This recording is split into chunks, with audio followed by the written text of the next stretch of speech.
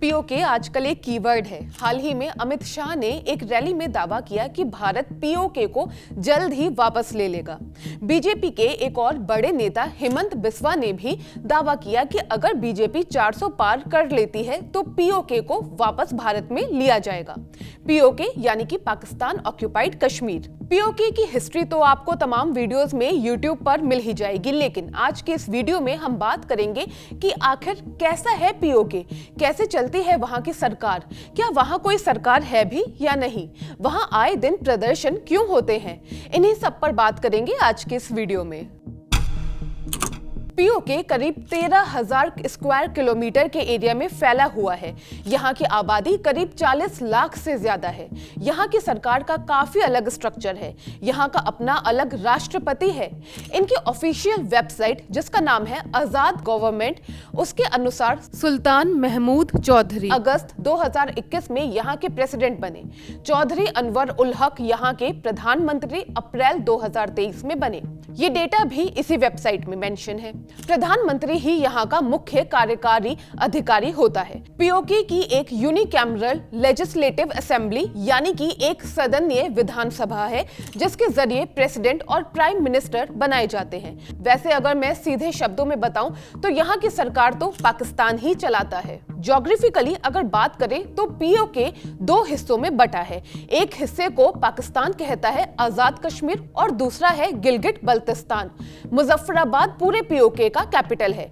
PoK में 10 जिले आते हैं। पीओके का अपना अलग सुप्रीम कोर्ट और हाई कोर्ट भी है।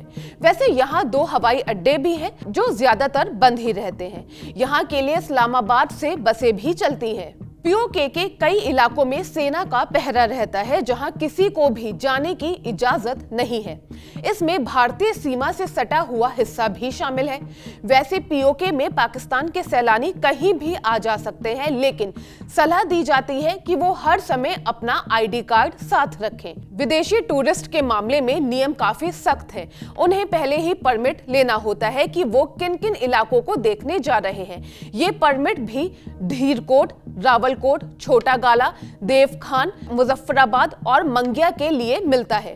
परमिशन की चिट्ठी मुजफ्फराबाद में आजाद जम्मू कश्मीर होम डिपार्टमेंट से जारी होती है। अब बात करते हैं पीओके के 2 हिस्सों की, यानी कि पाकिस्तान के अनुसार जिसे नाम दिया गया है आजाद कश्मीर और गिलगिट बल्तिस्तान।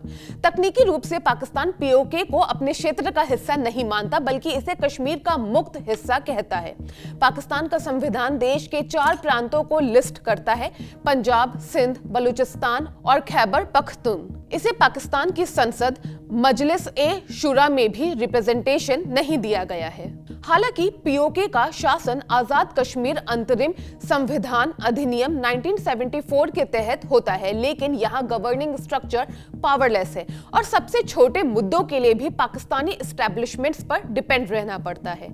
यहाँ तक कि अदालतें भी पाकिस्तान के सुप्रीम कोर्ट के अधीन है।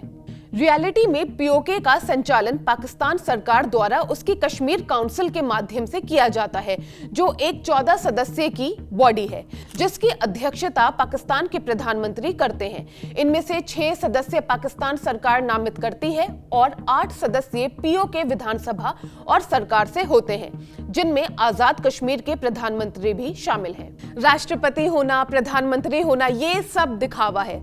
असल में यहाँ है पाकिस्तान का कंट्रोल, और वो भी पाकिस्तान की आर्मी का कंट्रोल।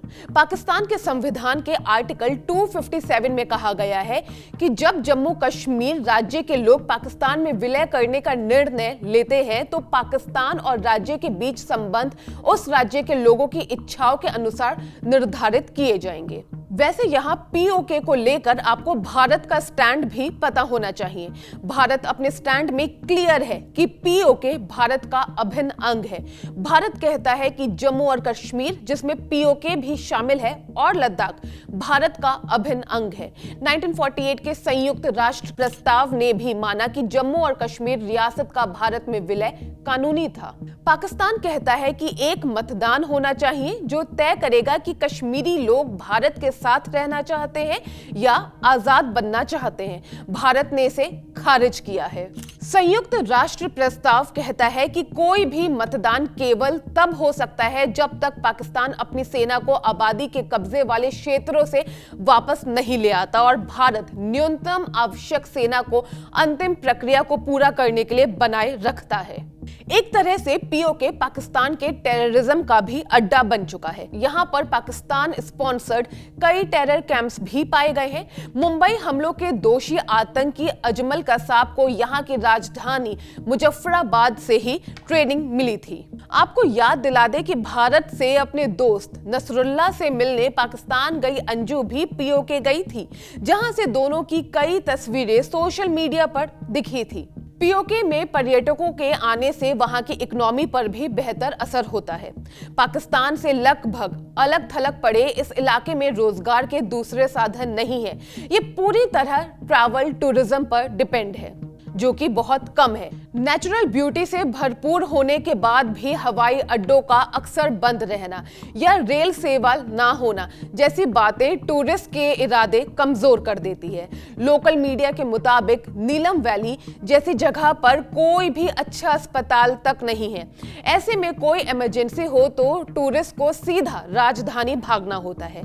इलाके में बिजली जाना, इंटरनेट नेटवर्क कमजोर होना जैसी समस्याएं भी हैं, जिसका असर डेफिनेटली टूरिज्म पर पड़ता है। अब सवाल आता है कि वहां पर आए दिन प्रदर्शन क्यों होते हैं। तो आपको बता दें, पीओके के लोग जरूरी चीजों के दाम बढ़ने, बिजली कटने जैसे बेसिक मुद्दों से परेशान हैं। उनका आरोप है कि इस्लामाबाद पीओके के साथ सौतेला व्यवहार करता है।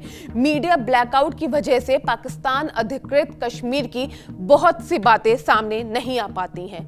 बहरहाल हाल के दिनों में पीओके से कई ऐसी वीडियो सामने आई हैं जो वहां की असलियत बयां करती हैं।